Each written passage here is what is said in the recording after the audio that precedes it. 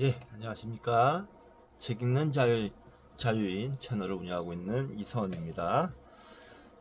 오늘 2025년 7월 19일 세 번째 시간이죠. 지금 시각은 오후 7시 18분입니다. 저는 오늘 두 번째 시간 끝내고 헬스를 하려고 했으나 막상 딱 가니까 운동화하고 운동화를 안 챙겼더라고요. 그래서 마침 다행히 수영복이랑 뭐 다른 물안경, 수영모를 또 같이 챙겨놨기 때문에 수영을 갔다 왔습니다. 수영을 여기 아직 수영모 자국이 좀 남아있는 것 같은데 수영을 가서 열심히 또 오늘 운동하고 살이 조금 빠졌더라고요. 수영을 하고 딱 나오니까 103kg대로 빠졌던데 105kg에서 빨리 본래 체중이었던 95kg로 돌아간 다음에 거기서 또 좀 더 뺐으면 좋겠습니다. 그렇게 되기를 목표로 하고 있습니다. 일단은 95kg까지 빨리 빼야 됩니다. 아주 미치겠습니다. 자, 이번 시간 에필로그 칼 세이건의 에필로그를 미디어북을 할 텐데요. 좀 빨리 읽도록 하겠습니다. 저녁을 또 먹어야 되기 때문에.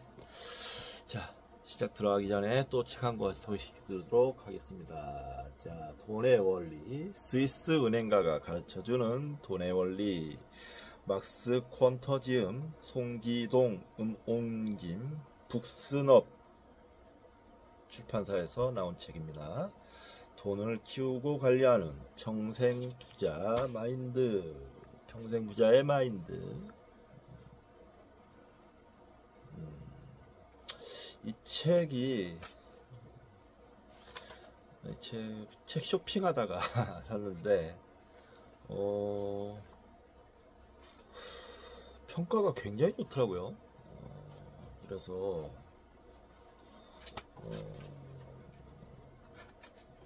흥미가 가서 제가 경제책도 그 돈의 철학 돈의 철학 뭐 경제책이라면 경제책이니까요 읽었는데 앞으로 경제책에 읽을 때 좀 참고를 하거나 아니면 이 책을 읽게 될 수도 있겠죠.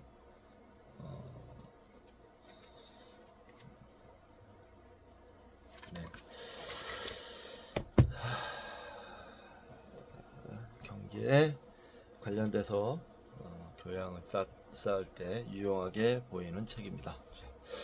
자, 이 정도로 하고요.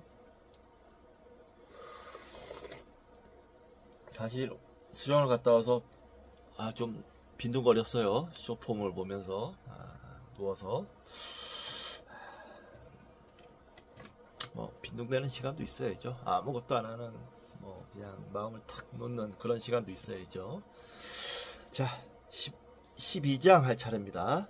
에필로그 함정 탈출. 제목은 함정 탈출. 아무 일도 생기지 않을 것이라 믿는 자는 두려움을 느끼지 않는다. 두려움은 어떤 일이 닥칠 것이라고 생각하는 자에게 찾아온다. 번영을 누리는 사람들 혹은 번영을 누린다고 생각하는 사람들은 어떤 일이 닥칠 가능성을 믿지 않고 그 결과 경솔함과 무모함과 경멸에 빠진다. 그러나 만약 불확실성을 이해하고 그 고통을 조금이라도 느낀다면 최소한의 탈출 가능성마저 차단되지는 않을 것이다.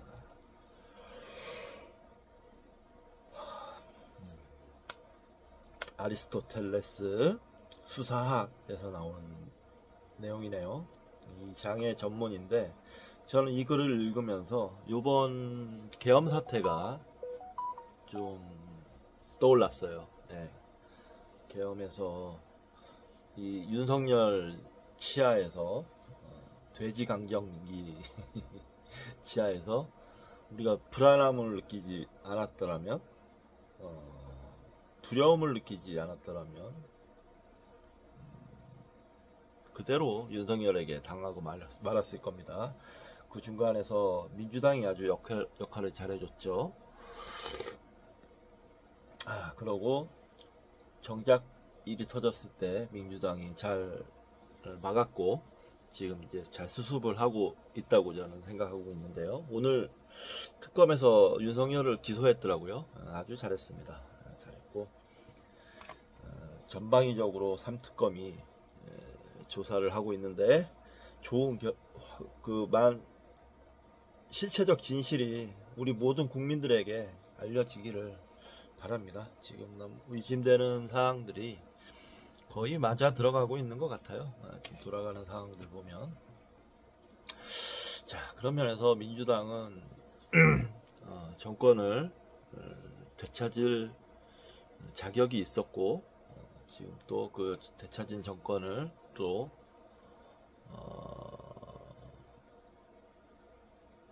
일을 잘 해 나가고 있다고 생각합니다. 민주당과 이재명 대통령 칭찬합니다. 그리고 우리 진보 세력,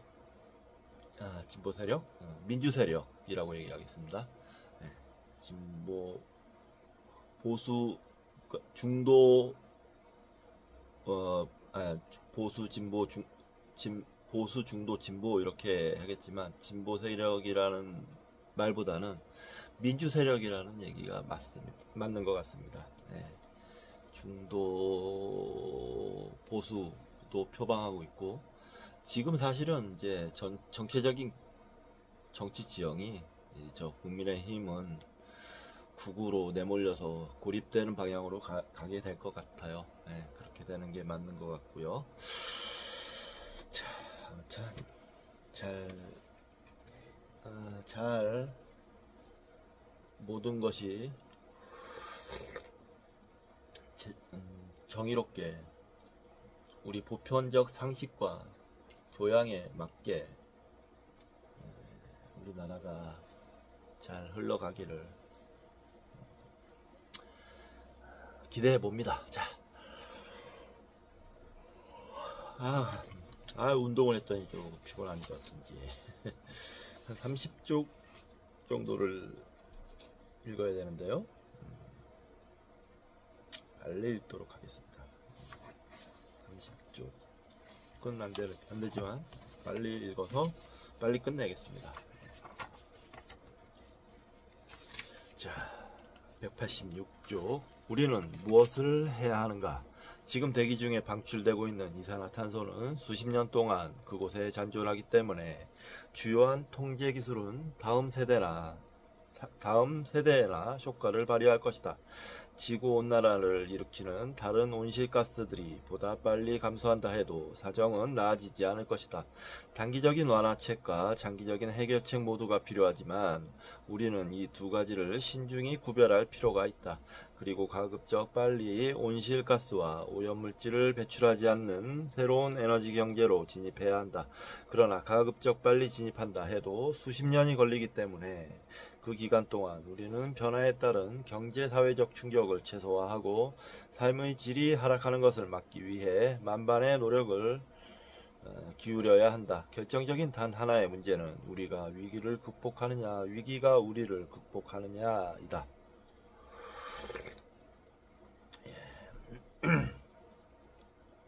이런 칼 세이건 같은 세계적인 학자가 이런 말을 해주면 참 도움이 되죠. 이렇게 벌써 이미 30년 전에 칼 세이건은 인류를 위해서 어떤 말을 해줘야 하는지, 가장 긴박한 인류의 위기가 무엇인지 잘 파악하고 그에 대한 방안과 우리 마음 자세 같은 것을 제시하고 있습니다. 지금 이제 비가 많이 왔는데요. 우리 전국적으로 우리나라에 이것도 다 기후 변화로 인한 재해라고 하잖아요. 이제 우리도 이상한 저기 정상적인 정부가 들어섰으니까 세계적인 추세대로 재생에너지, 여기서 말한 가급적 빨리 온실가스와 오염물질을 배출하지 않는 새로운 에너지 경제로 빠르게 자리 잡아가지 않을까 생각해 봅니다. 1995년 갤럽 여론조사에 따르면 미국인 3명 가운데 2명은 환경론자임을 자처한다. 그들은 환경보호를 경제성장보다 우선순위에 놓는다. 대부분의 사람들은 환경보호를 위해 세금을 인상한다면 반대하지는 않을 것이다. 그럼에도 불구하고 이 모든 일이 허사로 끝날 수 있다. 기득권을 쥔 대기업들의 이해관계는 너무 강력하고 소비자들의 저항은 너무 미약해서 관행을 변화시키려는 노력은 결국 실효를 거두지 못할 수 있다. 화석연료가 없는 문명으로 전환하려 해도 이미 허약해진 세계 경제에 가해지는 압박이 너무 크기 때문에 경제적 혼란이 파생될 수 있다. 간단히 말해 우리는 방법을 선택하는 데 신중해야 한다. 우리에게는 시간을 끌려는 자연적 성향이 있다. 환경 문제는 미지의 분야이다. 그러니 여유를 갖고 천천히 진행하는 것이 당연하지 않은가. 그러나 기후변화에 따라 작성된 미래의 지도를 본다면 황소걸음이 얼마나 어리석은지 곧 알게 된다. 세계에서 이산화탄소를 가장 많이 배출하는 나라는 미국이다. 다음은 러시아와 구소련 연방의 공화국들이다. 세 번째는 개발도상국들이며 지구온난화가 단지 선진 산업국들의 문제가 아니라는 점에서 이것은 중요한 사실이다. 수많은 개발도상국들이 수목을 벌채, 소각하는 농법을 채택하고 있기 때문에 지구온난화의 새로운 주인공으로 부각되고 있다. 그리고 개발도상국들은 인구 증가율이 가장 높다는 사실도 문제의 심각성을 높이고 있다. 비록 이 국가들은 일본이나 태평양 주변 국가들 그리고 서구의 생활 수준에는 도달하지 못했지만 이 문제에서는 점점 더 중요한 위치를 점하고 있다. 다음은 서유럽, 중국, 일본의 순서이다. 경제 대국인 일본이 이산화탄소 배출량에서 6번째인 것은 세계에서 에너지 효율이 가장 높은 나라이기 때문이다. 여기서 다시 한번 상기해야 할 사실은 지구온난화의 원인이 전세계적이기 때문에 이를 위한 해결책 또한 전세계적이어야 한다는 점이다. 이 문제의 핵심에 대응하기 위해서는 고통스러운 변화가 요구된다. 특히 재직기간 동안 자신에게 유리한 일에만 주로 관심을 기울이는 고위 공무원들이 그러하다. 만약 문제 해결에 필요한 조치들이 2년, 4년 혹은 6년 프로그램에 국한되면 정치가들의 입장에서는 재선거를 위한 시점에서 보다 유리한 정치적 입지를 확보할 수 있다. 그러나 20년, 40년 혹은 60년의 장기적 프로그램은 해당 정치인이 은퇴했거나 고인이 되었을 시점에서 그 효과가 확인되기 때문에 정치적으로 큰 매력이 없다. 분명 우리는 크리서스처럼 경거망동하지 않도록 조심해야 한다. 그는 우리에게 불필요하고 어리석고 위험스러운 행동의 대가가 얼마나 치명적인지 보여주었다. 그러나 임박한 재난을 무시하고 수수방관하는 태도는 더욱 무책임하다. 그렇다면 혹시 적절한 중용의 정책은 없을까? 문제의 심각성을 충분히 반영하면서도 우리의 생활을 온전히 유지할 수 있는, 예를 들어 음성 피드백과 같은 정책은 불가능한가? 우리는 문제의 심각성을 너무 과대평가하는 것은 아닐까?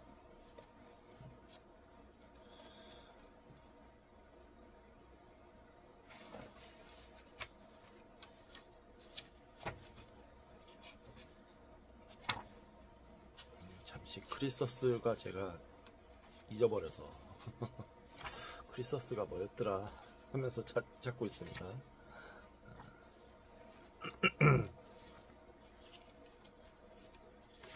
크리서스와 카산드라.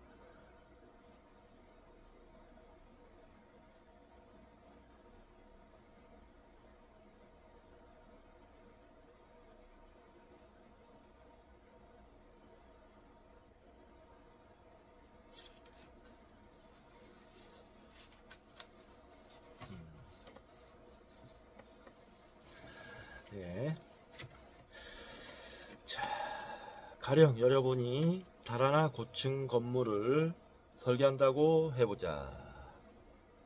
달이나 고층 건물을 설계한다고 해보자. 이때 일반적으로 예상 하중치보다 훨씬 높은 내구력이 요구된다. 무엇 때문일까? 행여 그 구조물이 붕괴되면 엄청난 재난이 발생하기 때문이다. 여러분은 어떤 일에도 끄떡없는 구조물을 설계해야 한다. 나는 이와 똑같은 방법이 환경 문제에도 적용된다고 생각한다. 문제가 한 지역 혹은 한 국가에 국한된 것이든 전 세계적인 것이든 마찬가지이다. 그리고 앞에서 언급했듯이 이 부분에서 강한 반발이 예상된다. 한 가지 이유는 정부나 기업에서 막대한 액수의 돈을 내놓아야 하기 때문이다. 따라서 지구온난화 현상을 부인하려는 시도는 갈수록 빈번해질 것이다. 지금 대표적으로 트럼프가 있죠. 그러나 다리와 고층 건물을 보강하는 데에도 돈이 든다. 사람들은 이것을 대형 건축물의 정상적인 비용으로 처리한다. 건축가나 건물주가 사전 대비책을 무시하고 부실 시공으로 비용을 절감한다면 우리는 쓸데없는 일에 돈을 낭비하지 않는구나. 참 합리적이고 신중한 사람이야 라고 생각하지 않을 것이다. 오히려 그들을 범죄자로 간주할 것이다. 따라서 우리는 법률을 만들어 교량이나 고층 건물이 무너지지 않게 한다.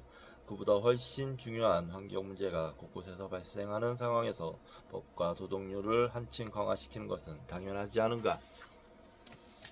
이제 나는 기후변화를 해결하기 위한 몇 가지 실질적인 제안을 하고자 한다.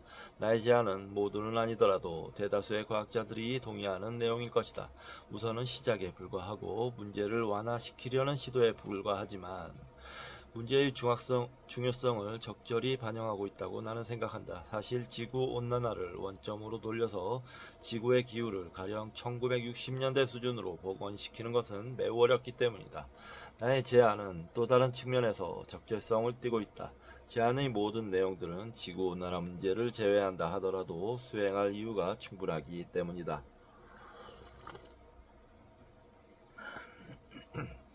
우주와 우주선 그리고 지상으로부터 광범위한 장비를 이용하여 태양과 대기와 구름과 육지와 해양을 체계적으로 관측하면 우리는 아직까지 불확실하다고 간주되는 많은 사실들을 알게 될 것이다.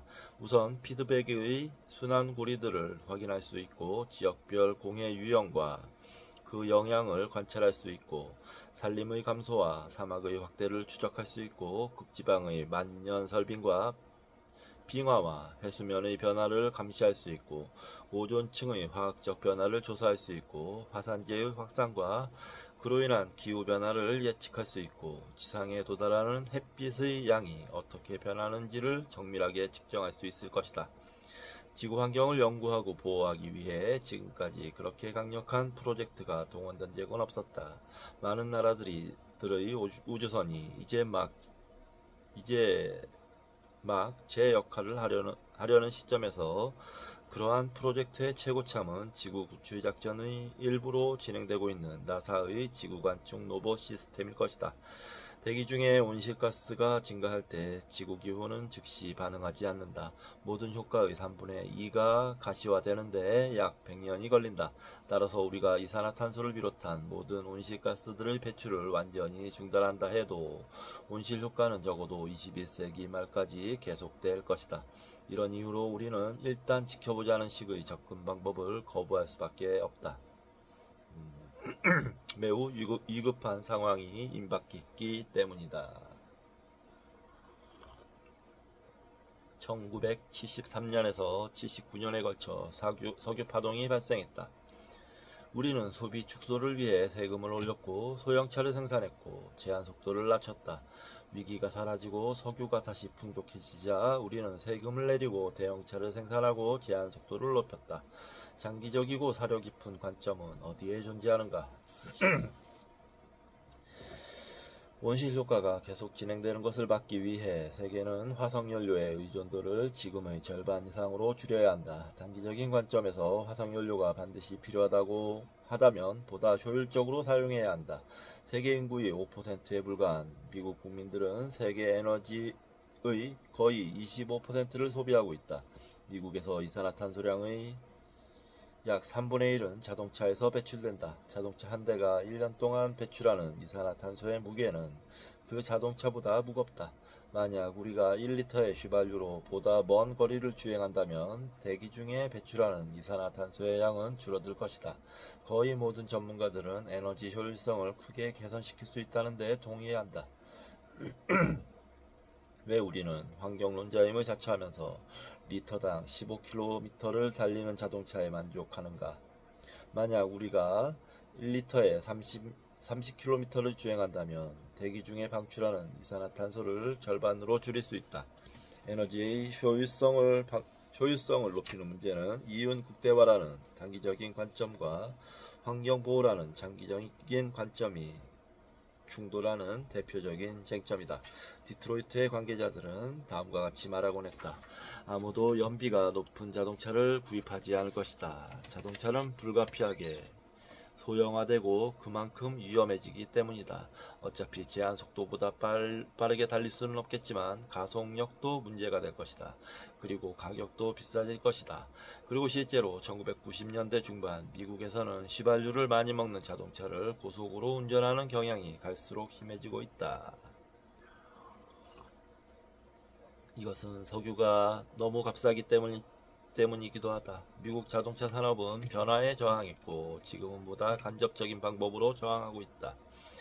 예를 들어 1990년 디트로이트 자동차 산업에서 큰 압력을 행사한 결과 상원은 미국 자동차의 에너지 효율을 결정적으로 개선시키려는 법안을 거부했다. 그리고 1995년에서 96년에는 여러 주에서 이미 시행 중인 에너지 효율 법 조항들을 완화시켰다. 그러나 차의 크기를 반드시 줄여야 하는 것도 아니고 소형차를 더 안전하게 만들 수도 있다. 가령 새로운 충격 흡수 차체 구조, 분쇄와 반동으로 충격을 줄이는 부품, 합성 소재들을 개발하거나 모든 좌석에 에어백을 장착하는 방안 등이 있다.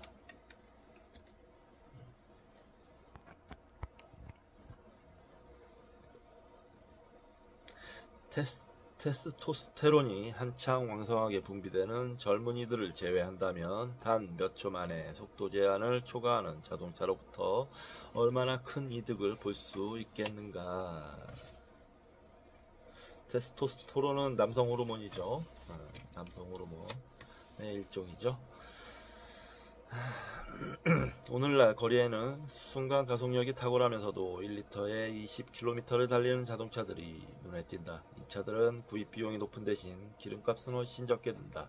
한 정부 통계에 따르면 구입 시 드는 추가 비용이 불과 사흘 만에 벌충된다고 한다.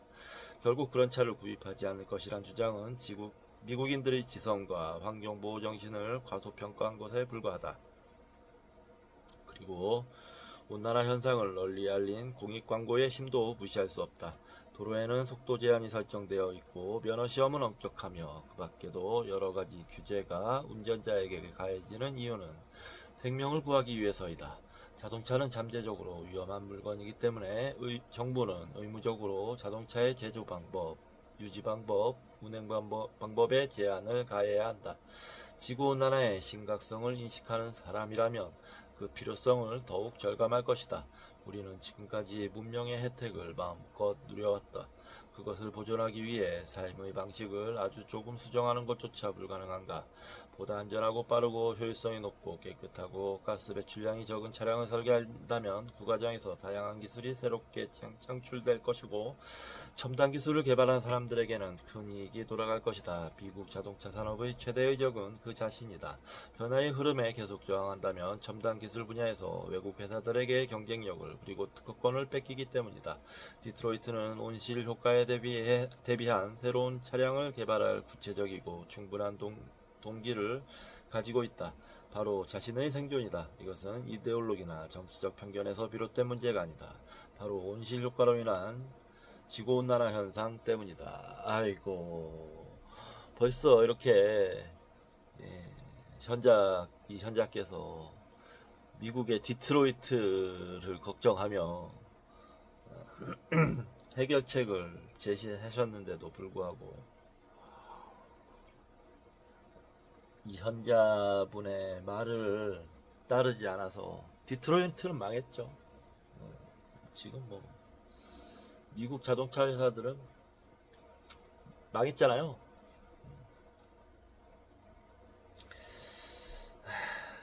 가장 큰 이유가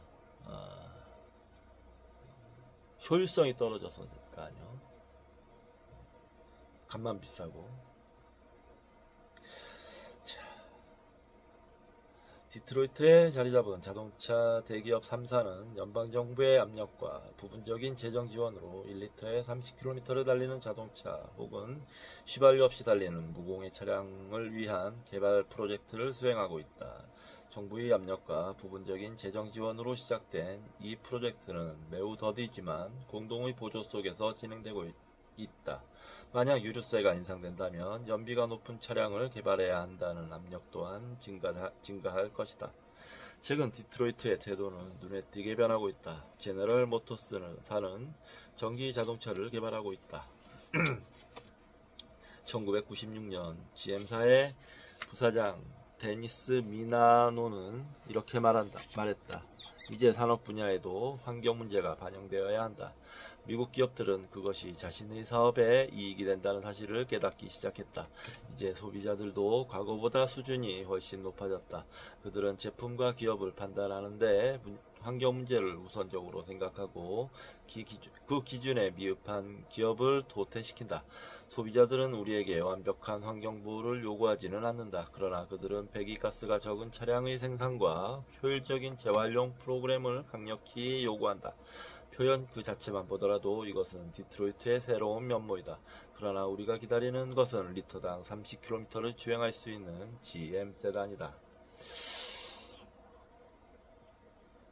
제가 알기로 이 GM이나 이 포드 맞죠? 포드나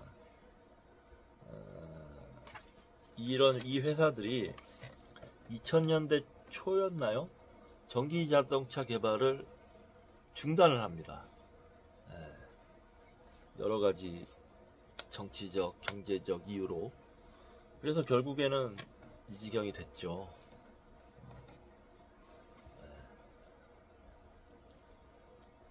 지금 전기 자동차 물론 테슬라가 만들고 있지만 세계 1위는 중국입니다. 중국.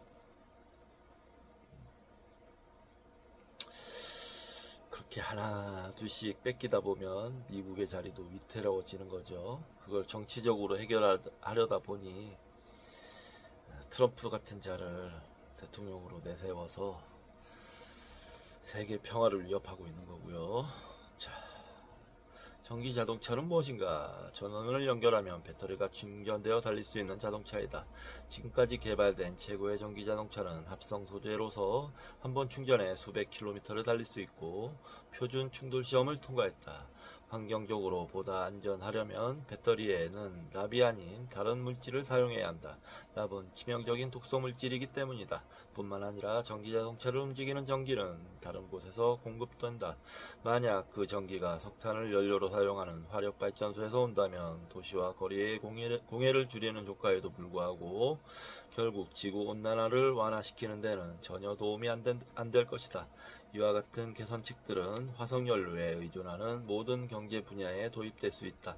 석탄으로 가동하는 발전소는 연료 효율성을 극대화시켜야 한다. 회전운동을 기초로 하는 대규모의 기계들은 속도를 다양하게 조절할 수 있도록 설계되어야 한다. 백열등보다는 형광등이 널리 사용되어야 한다. 다양한 개선책들을 시행한다면 많은 비용을 절감할 수 있고 원유의 해외 의존도를 줄여서 에너지 위기의 가능성을 한층 감소시킬 수 있다. 지구온난화에 대한 염려가 아니더라도 에너지의 효율성을 높일 만한 이유는 이렇게 다방면에 걸쳐 존재한다. 저는 이제 화물차 운전기사로서 염려하고 있는 건 뭐냐면 두 가지가 떠오르는데요. 지금도 화물차는 매연을 풀풀 날리면서 운행이 되고 있습니다. 근데 제가 그거 말고 염려하는 건 뭐냐면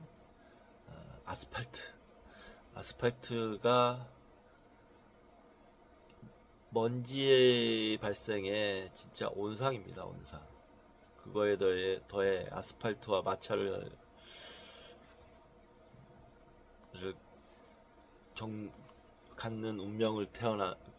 갖는 운명을 가지고 태어난 타이어에서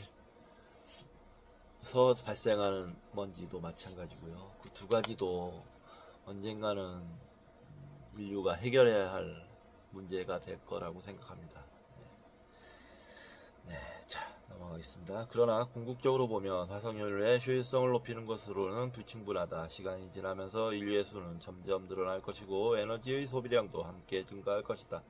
그렇다면 화석연료를 대체할 수 있는 물질은 없을까? 온실가스를 발생시키지 않고 따라서 지구를 가열시키지 않는 에너지 생성 방법은 없을까? 널리 알려진 대체물 가운데 하나가 핵연료이다.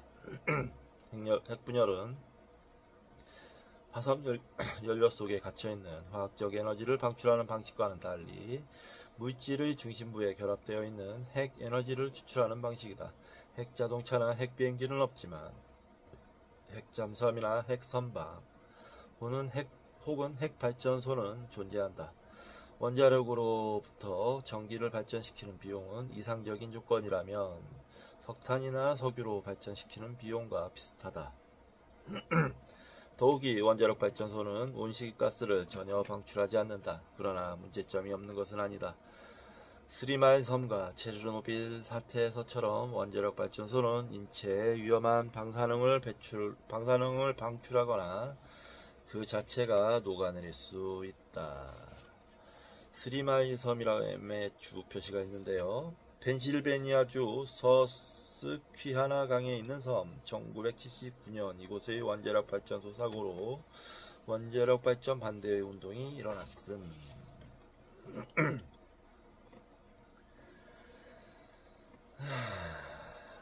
또 하나 있죠. 이제 우리가 너무너무 잘 아는 후쿠시마 원전 사고. 그로 인해서 전 세계적으로 각성이 일어났죠. 원전은 안 된다. 너무 위험하다. 밤감기가 1억 년이라고 했나요? 뭐 그렇다지 않습니까? 우리가 어떻게 손 써 볼 수 있는 물리학적 시간이 아니니까요. 다른 어떤 기술이 개발됐지 어쩔지 모르겠지만 그곳에서 생성되는 방사능 폐기물은 치명적인 효과가 아주 오래 지속되기 때문에 반드시 처리되어야 한다. 폐기물도 마찬가지죠. 오래 지속된다는 것은 정말로 오래 지속된다는 것을 의미한다. 다양한 방사성 동위원소의 반감기는 수백에서 수천 년에 이른다. 이 폐기물을 땅속에 묻을 때에는 지상으로 새어나오거나 지하수가 흐르는 곳으로 들어가지 않도록 해야 한다. 그 기간 또한 몇 년으로 끝나는 것이 아니라 우리가 안전하다고 확신하는 것보다 훨씬 오랜 시간을 예상해야 한다.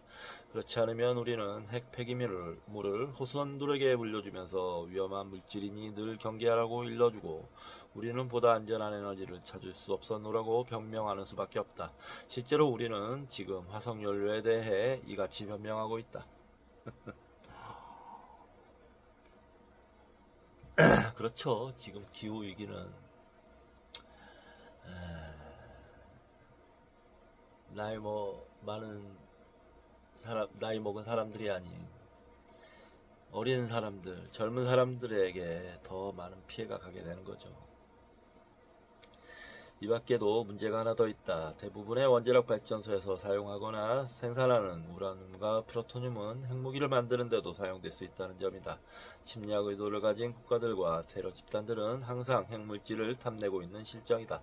만약 안전의 문제, 폐기물 처리의 문제, 핵무기로의 전환 등의 문제가 해결된다면 원자력 발전소는 화석연료 문제를 해결할 수 있는 방안이 될 수 있다. 완전한 대안은 아니라 해도 보다 좋은 에너지를 찾을 때까지 과도적인 기술로 이용될 수 있다. 그러나 현재의 상황은 그다지 신뢰할 만한 수준이 아니며 앞으로의 전망도 희망적이지 않다. 원자력 산업은 지속적으로 안전 기준을 위반하는 동시에 위반 사실을 체계적으로 은폐되고 있으며 국회의 핵시설 감시위원회는 집행력을 얻지 못하고 있다. 이것은 부분적으로 예산 삭감 때문이다. 이 모든 현실이 원자력에 대한 신뢰를 어김없이 깎아내리고 있다. 이제 안전 문제는 원자력 산업 측에서 입증할 문제로 남아있다. 이상과 같은 염려에도 불구하고 프랑스와 일본을 위시한 일부 국가들은 에너지의 구심점을 원자력 발전으로 전환했다. 그러나 스웨덴을 비롯한 과거의 원자력 발전을 신뢰했던 많은 국가들이 원자력 발전의 시대를 마감하기로 결정했다. 여기 경주도요, 몇 년 전에 윤석열 집권 초기였을 거예요. 뭐 원자력, 여기 경주 원자력이 있는데, 원자력 벽면에 금이 가서 오염물질이 샌다고 하는 뭐 그런 소문이 있었어요. 그래서 이 경주 지역의 수돗물이 방사능에 오염됐다고 그런 소문이 있었어요. 아주 무시무시했죠. 그때 겁 많이 먹었습니다. 그런데도 불구하고 윤석열은 원전을 발전시켜야 된다며 원전을 새로 짓고 막 기존에 있던 노후한 원전도 계속 쓰고 그랬죠. 미국에서는 원자력에 대한 국민의 불안감 때문에 1973년 이후에 계획된 원자력 발전소 건설이 모두 취소되었고 1978년 이후로는 새로운 건설 계획조차 없는 상태이다. 방사선 폐기물을 저장하거나 폐기할 장소를 찾으려 해도 이를 승인하는 지역사회는 없다. 마녀의 수풀은 쌓여만 가고 있다. 원자의 핵을 분열시키는 핵분열 방식이 아니라 반대로 융합시키는 핵융합 방식의 원자력이 있다. 원칙적으로 핵융합 발전소는 바닷물이라는 윈장한 자원을 사용하고 온실가스를 배출하지 않으며 방사선 폐기물의 위험도 없고 우라늄과 프로토늄과도 완전히 무관하다. 그러나 이것은 원칙적인 수준에 서이다. 우리에겐 시간이 없다. 현재 가진 노력과 고도의 기술을 동원하고 있지만 핵융합 원자로는 소모 전력보다 생산 전력이 월등히 높지 않은 상태이다. 핵융합 발전은 규모가 크고 값이 비싼 첨단 기술로서 아직 가설적인 단계에 머물러 있다. 심지어 핵융합 방식을 제의하는 사람들조차 수십 년 안에 상업적인 규모로 실용화되는 것을 기대하고 있지 않다. 우리에게는 그렇게 충분한 시간이 없다. 초기의 발전소들은 앞으로도 막대한 양의 방사선 폐기물을 만들어낼 것이다. 더구나 개발도상국들이 값비싼 시스템을 채택하리라고는 상상하기 어려운 일이다. 이 핵융합에 대해서는 제가 지난번에 말씀드렸죠. 국제적인 지금 협력이 이루어지고 있다고. 그래서 어느 정도 지금 가시권에 들어오고 있다라고 저는 알고 있습니다. 어쩔진 모르겠지만.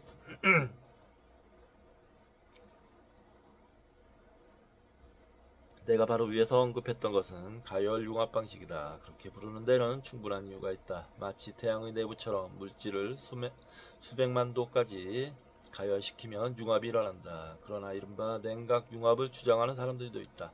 이 방식은 1989년에 처음 발표되었다. 그 장치는 책상 위에 올려놓을 정도로 작다. 그 속에 수소와 바나듐 금속을 넣고 전류를 통과시키면 중성자와 몇 가지 핵반응 신호와 함께 공급된 양보다 더 많은 에너지가 나온다는 주장이다. 만약 이것이 사실이라면 지구온난화를 해결할 수 있는 이상적인 방법이 될 것이다. 전 세계의 많은 과학자 집단들이 냉각 융합을 연구하고 있다. 만약 이론의 가치가 확인된다면 그 혜택은 엄청날 것이다. 그러나 냉각 융합은 환상이고 측정 오차가 증폭된 결과이며 실험 조건이 적절히 통계되지 못한 결과이고 화학적 반응과 핵 반응을 혼동한 결과라는 것이 전 세계 물리학자들의 압도적인 견해이다. 그러나 세계 여러 나라에서 과학자들은 냉각 융합 방식을 계속 연구하고 있다. 예를 들어 일본 정부는 낮은 수준에서나마 냉각 융합 연구를 지원해 오고 있다. 그리고 과학계에서는 그러한 주장을 하나하나 검토하여 연구 성과를 축적해야 한다. 어쩌면 지금까지 전혀 알려지지 않은 멋지고 천재적인 신기술이 등장해서 미래의 에너지를 공급하게 될지도 모른다. 이전에도 그와 같은 깜짝 쇼가 여러 번 있었다.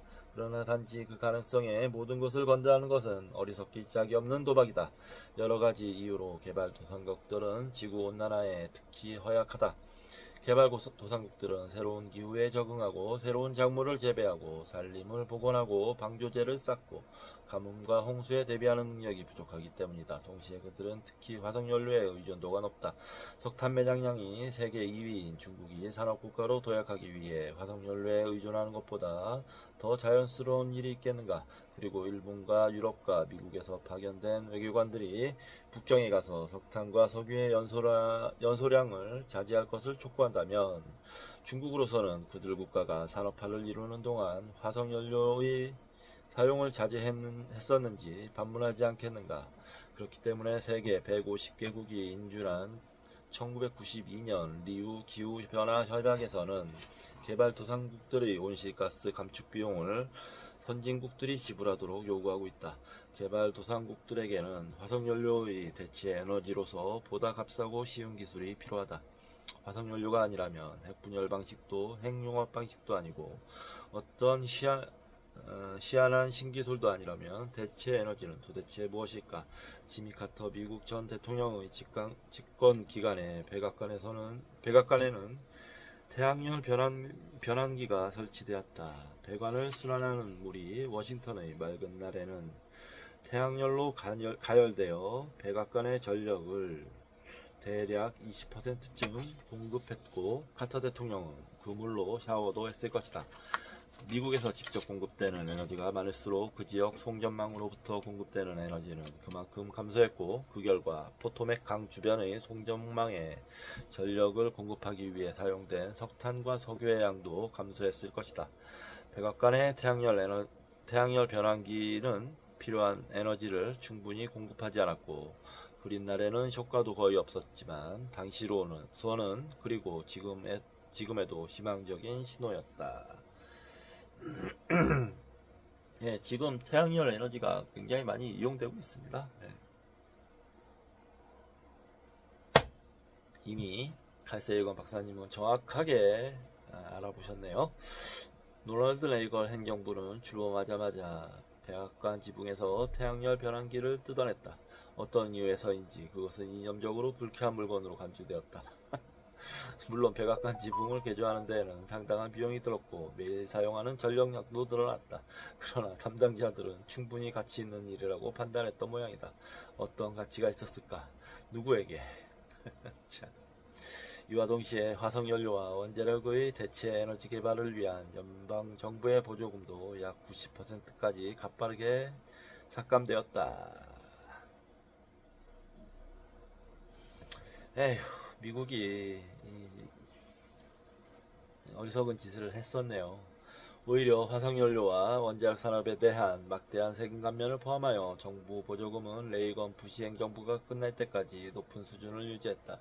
1991년 페르시아만의 걸프 전쟁 비용도 이 보조금 명목에 포함되어야 한다.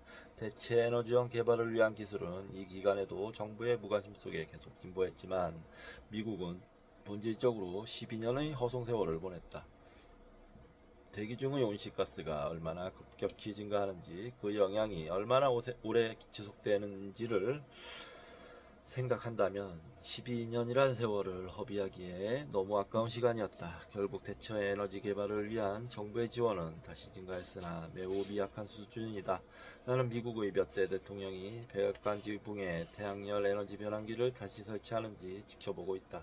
1970년대 말에는 태양열 히터를 설치하는 가정은 연방정부로부터 세금을 공제받았다. 흐린 날이 많은 지역에서도 당시의 세금 감면을 이용했던 주택 소유자들은 지금도 더운 물을 풍족하게 쓰고 있다. 물론 그들이 사용하는 태양에너지에는 전기세가 전혀 부과되지 않는다. 초기의 투자비는 대략 5년 만에 회수되었다. 그 세금 감면을 레이건 행정부는 폐지했다. 대체 에너지 기술의 영역은 광범위하다. 이탈리아, 미국 북서부의 아이다호주, 뉴질랜드에서는 지열을 이용해 정을력을 생산한다. 캘리포니아주의 알타몬드 도로 주변에는 75개의 풍차 터빈이 바람을 이용해 전기를 생산하고 있으며 그 전기는 퍼시픽 가스 앤 일렉트릭사에 팔리고 있다. 미시간주의 트래버스시에서는 시민들이 발전소에서 배출하는 환경공해를 피하기 위해 풍차 터빈으로 생산된 전력을 다소 비싼 가격에 이용하고 있다. 다른 많은 지역의 주민들도 언제든 같은 방법을 받아들일 준비를 하고 있다. 환경비용을 참작할 때 이제 풍력전기는 석탄전기보다 저렴하다.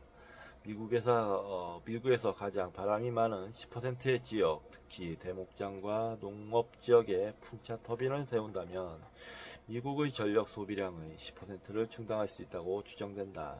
그 외에도 녹색 식물로부터 만들어지는 연료, 가로 열고 바이오매스 연료 전환은 온실 효과를 유발하지 않고 석유를 대체할 수 있다. 바이오매스 연료에 이용되는 식물은 이산화탄소를 충분히 흡수한 다음 연료로 전환되기 때문이다.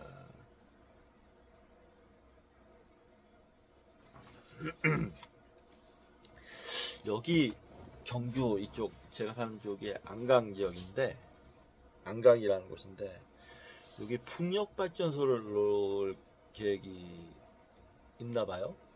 근데 곳곳에 플랜카드가 걸려 있습니다. 우리 유서깊고 전통을 지키는 우리 평화로운 안강에 풍력 발전이 웬 말이냐, 반대한다 이러면서 뭐 소음 문제도 좀 있는 모양이긴 하던데 모르겠습니다. 잘 맞춰가는 수가 좋을 것 같은데 저는 찬성입니다.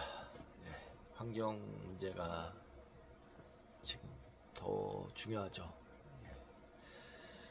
그러나 다양한 관점을 종합했을 때 우리는 무엇보다도 태양열을 직접 혹은 간접적으로 이용하는 기술을 개발하고 지원해야 한다. 태양열은 무진장하고 어디서나 이용할 수 있는 자원이다. 내가 살고 있는 뉴욕주의 북부처럼 대단히 흐린 지역은 예외일 것이다. 더구나 태양열 발전 시설은 거의 모든 부분이 영구적이고 유지비도 적게 든다. 그리고 무엇보다도 태양열 발전은 온실가스나 방사성 폐기물을 배출하지 않는다.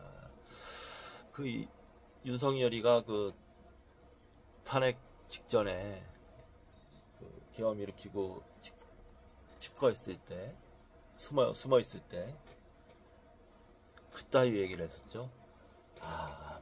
종북 반국가 세력이 로부터 중국의 침입을 받아서 우리나라 살림이 중국제 태양광 패널로 뒤덮이게 될 것이란 개소리를 하고 앉아 있었는데요.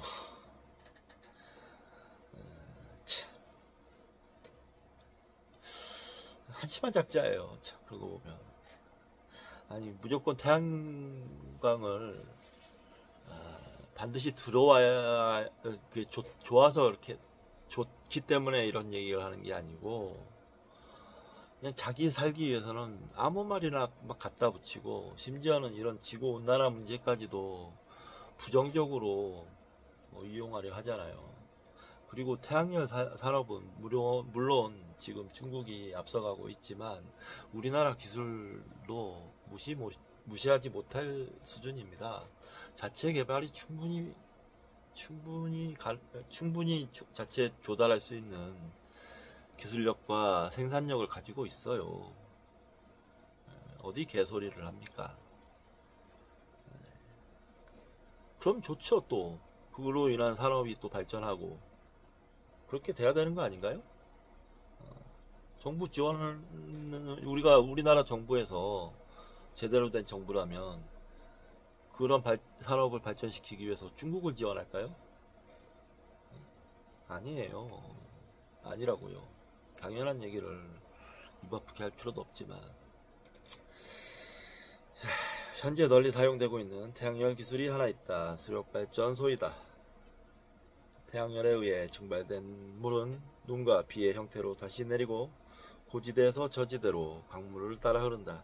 이 과정에서 댐에 고인 물은 거대한 터빈을 돌려 전기를 생산한다.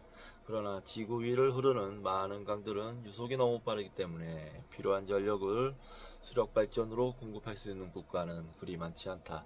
태양열 자동차는 이미 장기 레이스에 돌입했다. 태양열을 이용하면 물로부터 수소 연료를 생산할 수 있다. 수소는 연소되면 다시 물로 변한다. 지구는 환경보호를 위해 태양열을 수확할 수 있는 사막지역이 매우 광활하다.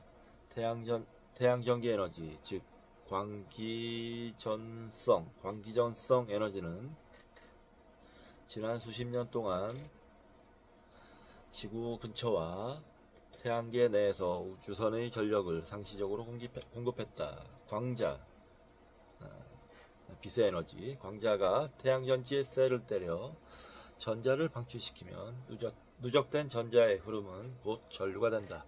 이것은 현재 사용 중인 기술이다.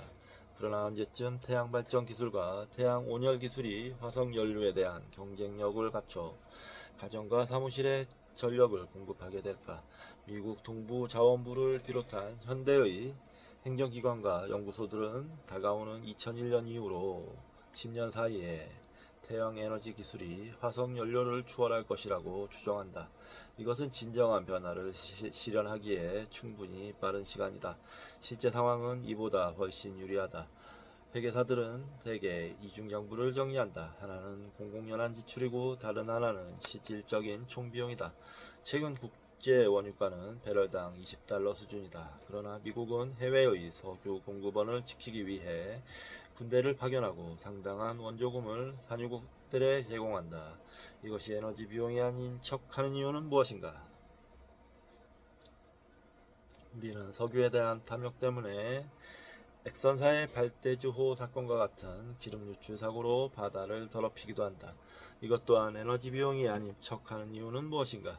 이러한 추가 비용들을 모두 더하면 원유의 추정 가격은 배럴당 $80를 초과한다.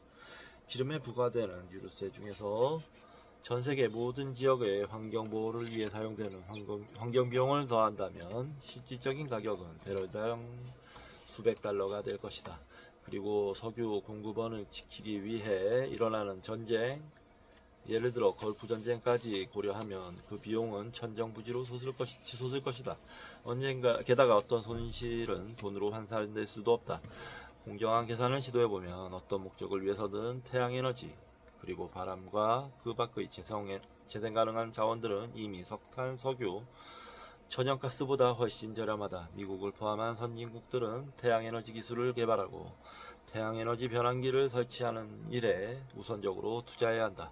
그러나 미국 동력자원부의 전체 예산 중 이 기술에 배정된 금액은 해외의 석유 자원을 지키기 위해 파견한 고성능 비행기 한두 대 값 정도에 불과하다. 화석연료의 효율성을 높이는 기술과 대체 에너지원을 개발하는 기술에 바로 지금 투자한다면 그 가치는 몇 년 후에 실현될 것이다. 그러나 기업과 소비자와 정치가들은 종종 눈앞의 이익에만 몰두하는 경향을 보인다. 그러는 와중에 태양에너지를 연구하는 미국의 벤처산업은 해외 기업에 팔리고 있다. 태양열 발전 시스템은 현재 스페인, 이탈리아, 독일, 일본 등에서 시범적으로 운영되고 있다. 심지어 모하비 사막 내에 있는 상업적으로 가장 큰 태양열 발전소는 겨우 수백 메가와트의 전력을 생산하여 캘리포니아주 남부 에드슨시에 공급하고 있다. 미국뿐 아니라 전 세계적으로 전기설비 계획자들은 풍차 터빈과 태양에너지 발전기에 투자하기를 기피하고 있다.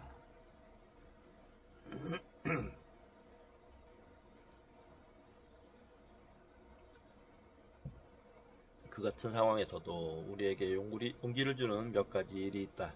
미국산 소형 태양에너지 발전 장치가 세계 시장을 석권하기 시작했다. 미국에서 가장 큰 3대 전력회사 중 2기업은 독일과 일본이 장악했고, 개발에 성공한 세 번째 기업이 미국 전력회사들의 지배하에 있다. 티베트의 목동들이 태양 전지파를 이용해 전구와 라디오를 켠다. 그리고 소말리아의 의사들도 사막을 건너는 동안 낙타 등의 태양 전지판을 세워 소중한 백신을 차가운 온도로 유지시킨다. 인도의 소형 주택 5만 가구는 태양에너지 전력을 사용하기 위해 전기 설비를 교체하고 있다. 이 전력 시스템은 개발도상국의 서민층도 충분히 이용할 수 있고 유지비 또한 거의 들지 않기 때문에 농촌 지역의 잠재적 시장은 엄청난 규모라 할 수 있다. 그러게요. 잘은 모르겠지만 시골 인도나 중국의 시골 지역에서의 그 환경 오염도 매우 큰 숫자일 겁니다. 워낙 그쪽엔 인구가 많기 때문에. 근데 그들이 태우는 진짜 그 오염 공해가 만만치가 않을 거라고 생각 들어요. 저는 인도에 가서 직접 목격을 했기 때문에. 그들은 저 소똥을 말려서 태우거든요. 시골에 아침에 부셨습니다. 냄새도 퀴퀴하고. 델리 같은 때는 한때는 진짜 숨쉬기도 어려울 정도의 매연이 있기도 했고요.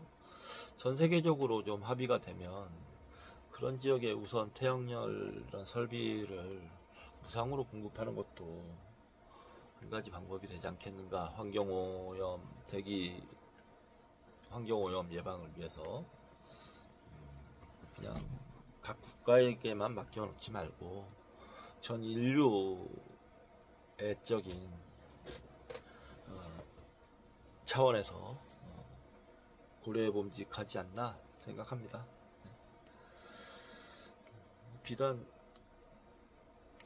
중국 인도만이 아니고 세계 각 지역에 우리는 현재의 상태를 개선할 수 있고 반드시 개선해야 한다. 연방정부는 막중한 책임감을 가지고 이 기술을 발전시켜야 하며 미지의 분야에서 외롭게 수고하는 과학자와 발명가들을 위해 성과금을 아끼지 말아야 한다.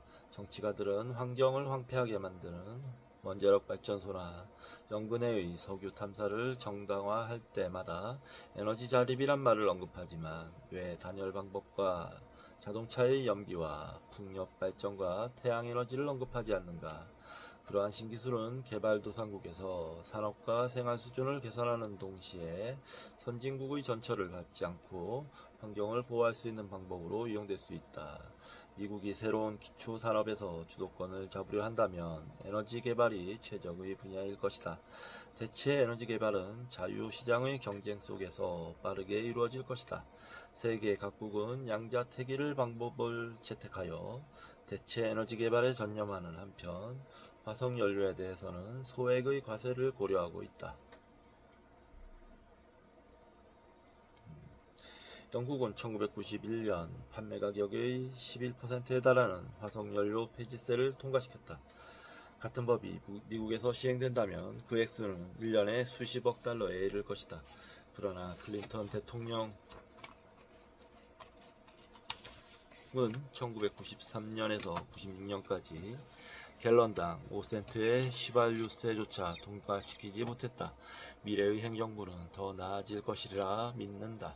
내가 바라는 것은 인류가 화석연료의 효율성을 새로운 차원으로 끌어올리는 동시에 태양열 발전, 풍력 발전, 바이오매스 연료, 수소 연료 등의 대체 에너지 시대가 보다 빠른 속도로 다가오는 것이다. 어느 누구도 화석연료를 완전히 폐지하자고 말하지 않는다. 강철 주조나 알루미늄 제련과 같은 고강도 산업의 전력은 태양열이나 풍차로 공급될 수 없을 것이다. 그러나 우리가 화석연료에 대한 의존도를 절반 혹은 그 이하로 줄인다면 그것만으로도 위대한 일을 성취하는 것이다. 지구온난화의 속도를 늦추기 위해서는 매우 다양한 기술이 필요하기 때문에 한꺼번에 해결되리라고는 기대할 수 없다. 하지만 21세기의 언젠가는 온실가스를 배출하지 않고 가격도 저렴할 뿐 아니라 작고 가난한 나라들도 쉽게 건설하고 수리할 수 있는 청정 에너지가 인류의 사랑을 받을 것이다. 그러나 대기로부터 이산화탄소를 제거하여 과거의 오염을 복구할 수 있는 방법은 없을까? 안전하고 확실하게 온실효과를 줄일 수 있는 유일한 방법은 나무를 심는 것이다.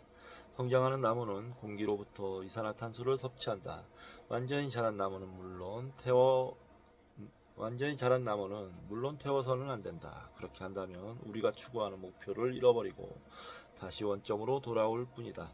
우리는 꾸준히 나무를 심어 숲을 가꾸는 동시에 다 자란 나무는 베어서 건축재료나 가구로 이용해야 한다. 어떤 용도로에도 부적합한 나무라면 땅속에 묻어야 한다. 그러나 온실효과를 줄이기 위해 숲으로 가꿔야 할 땅의 넓이는 미국의 면적과 맞먹을 정도로 광대하다. 따라서 이 일은 모든 인류의 협동으로만 가능하다. 그러나 현재 인류는 1초에 1에이커의 숲을 파괴하고 있다. 모든 개인, 모든 국가, 모든 기업이 나무를 심을 수 있다. 그러나 특히 기업이 주체로 나서야 한다. 버지니아주 알랭턴에 소재한 어플라이드 에너지 서비스 회사는 코네티컷주에 석탄 발전소를 건설했다. 동시에 그 회사는 과테말라에 나무를 심어 새로 건설한 발전 설비가 수명을 다할 때까지 배출할 이산화탄소보다 더 많은 양의 이산화탄소를 제거할 수 있게 했다. 옥제 회사들도 마찬가지로 자르는 나무보다 더 많은 나무를, 가능하면 성장이 빠르고 잎이 무성해서 온실 효과를 완화시키는 데 유용한 수종을 심도록 요구해야 되지 않을까. 석탄산업, 석유산업, 가스산업, 정유산업, 그리고 자동차 산업의 회사들은 어떠한가? 대기 중에 이산화탄소를 방출하는 모든 회사들은 스스로 이산화탄소를 제거해야 하지 않을까? 시민들은 어떠한가? 크리스마스 휴가나 생일에, 결혼이나 결혼기념일에 나무를 심는 것은 어떤가? 인간의 조상은 나무에서 내려왔으므로 인간은 나무와 선천적으로 친화력이 있다. 우리가 더 많은 나무를 심는 것은 자연스럽고 당연한 일이다. 네. 나무 많이 심어야죠. 많이 심어서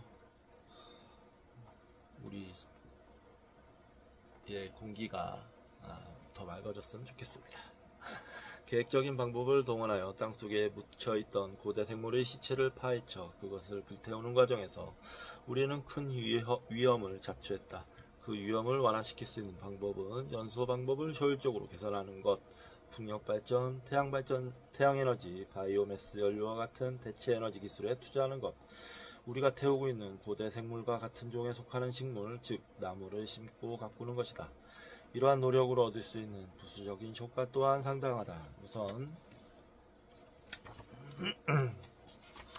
공기를 정화할 수 있고 열대우림으로 멸종되어가는 종을 보호할 수 있고 유출된 기름의 피해를 줄이거나 제거할 수 있고 새로운 기술과 새로운 직업과 새로운 이익을 창출할 수 있고 에너지 자립도를 확보할 수 있고 석유에 의존하는 산업 선진국들의 아들과 딸들을 전쟁터로 내몰지 않을 수 있고 국방 예산을 생산적인 공공경제에 투입할 수 있다. 화석연료 산업의 지속적인 저항에도 불구하고 지구온난화를 보다 우려하는 방향으로 전진하는 산업이 있다. 바로 보험회사들이다. 온실효과로 더욱 강력해진 허리케인과 이상기후 그리고 홍수와 가뭄 때문에 보험업계는 파산 지경이라고 미국 보험협회장은 말한다. 급기야 미국 보험회사들은 1996년 5월 대책위원회를 구성했다. 그들은 미국 역사상 가장 강력한 10건의 자연재해 중 6건이 지난 10년 동안 발생했다는 사실에 주목하여 재해의 원인으로서 지구온난화의 역할에 대해 조사하는 연구를 후원하기로 결정했다. 독일과 스위스의 보험회사들은 온실가스의 배출을 줄이기 위한 노비활동을 벌이고 있다. 도서국가연합은 선진국들에게 2005년까지 온실가스 배출량을 1995년의 20% 이하로 낮출 것을 요구하고 있다. 1990년에서 1995년 사이 전세계 이산화탄소 배출량은 12% 증가했다. 다른 분야의 기업들도 대중의 압도적인 지지를 반영하듯 선진산업의 세계의 안팎에서 환경 문제의 책임에 대한 우려를 표명하고 있다.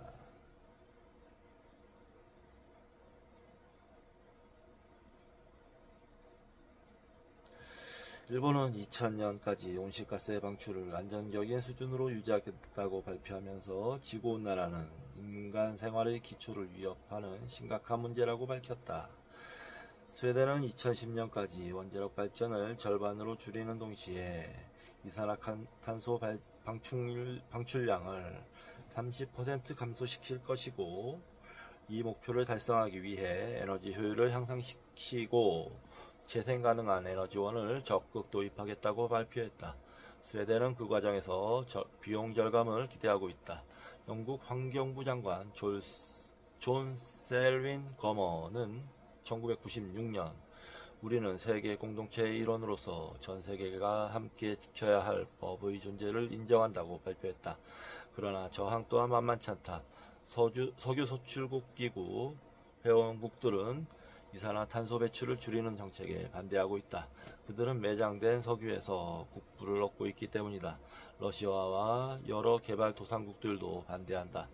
그것은 그들 국가의 산업화에 큰 장애가 되기 때문이다. 주요 선진국 중에서 미국만이 온실효과에 대해 의미 있는 조치를 취하지 않고 있다. 다른 국가들이 몸소 실천하고 있는 동안 미국은 위원회를 구성하고 관련 산업의 단기적인 이익을 희생하고 자발적으로 따를 것을 촉구하고 있다. 물론 이 문제에 효과적으로 대응하는 것은 CFC에 관한 몬트리올 협정과 그 수정 조항들을 이행하는 것보다 훨씬 어렵다. 관련 산업은 훨씬 막강하고 변화를 위한 비용도 훨씬 크다. 그리고 지구온난화 현상은 남극 상공의 오존층 파괴와 같은 극적인 사건으로 가시화되지 않은 상태이다. 기업과 정부를 교육시킬 주체는 바로 시민들이다. 이산화탄소는 아무 생각 없는 물질이기 때문에 독립국가의 주권과 같은 기본 개념을 이해하지 못한다. 그저 바람이 부는 대로 떠들 뿐이다. 한 장소에서 배출된 이산화탄소는 바람과 함께 어떤 장소로든 쉽게 이동한다. 지구는 하나의 공동체이다. 다양한 이념과 문화적 차이를 뛰어넘어 전 세계 모든 국가들은 힘을 모아야 한다. 그렇지 않으면 지구온난화든 어떤 환경 문제든 해결할 수 없다. 우리는 이 온실 속에서 모두 하나인 것이다. 결국 1993년 4월 빌 클린턴 대통령은 부시행 정부가 거부했던 것을 실천에 옮겼다. 그는 1992년 리우데자네이루에서 개최된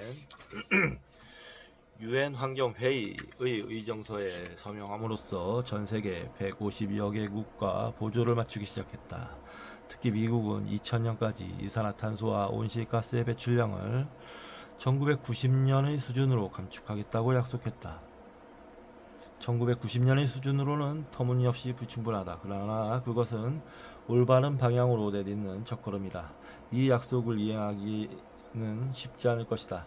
미국은 또한 지구 생태계를 구성하는 종의 다양성을 보호하기 위해 필요한 조치를 실행하겠다고 발표했다. 우리는 무분별한 기술 개발을 계속하고 그 결과에 무책임하다면 결코 안전할 수 없을 것이다. 우리에게는 과학기술을 통제하고 모든 인류를 위한 방향으로 발전시킬 능력이 있다.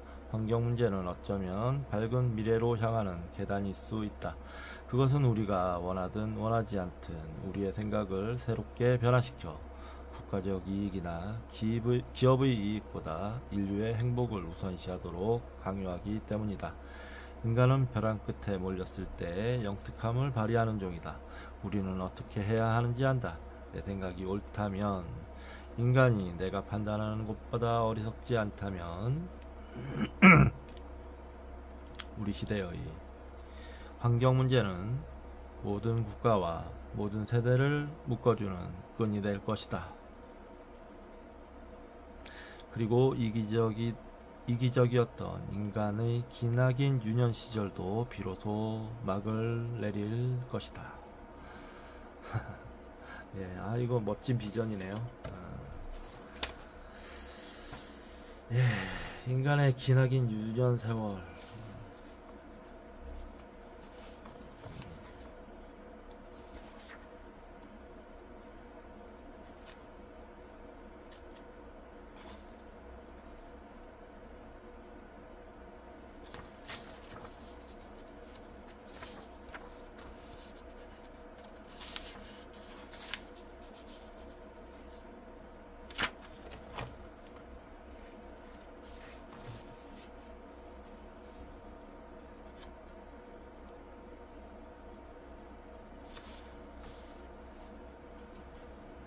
네.